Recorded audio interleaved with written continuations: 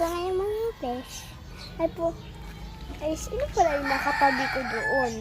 Wala naman akong kaninang katabi. Alam mo kung sino yan. Hindi ko talaga inasahan kung sino yung katabi ko noon. Yung nagkikiniwa siya. Alam niyo kung sino yan? Alzheimer nga ito din. Alzheimer. Habang nakakatulog ako noon, mayroon ako nakikita. Bakit na lumilikot niya? Ganyan. Story time.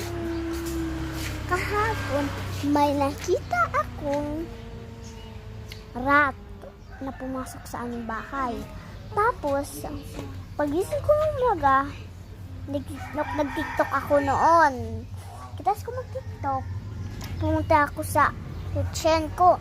May pumunta sa amin na spider. Tapos, bigla ako nadulas doon. Tapos, pagdalas ko madulas, kumaturog ako kasi masakit na yung tiil ko. Tapos, nag-tiktok na ako.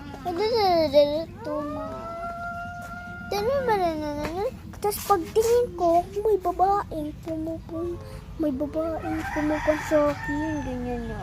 Ito pala yung kapatid ko. Proud siya. Grabe ka naman. Ako ngayon kang sinin. Ewan ko kung sino yon. Basta comment and share lang po kayo kung sino yon. Kapatid nyo ba yun o hindi? Kasi mukhang nakarid siya. Napulang-pulang babae. Sino yon? Like and follow and share. Bye-bye!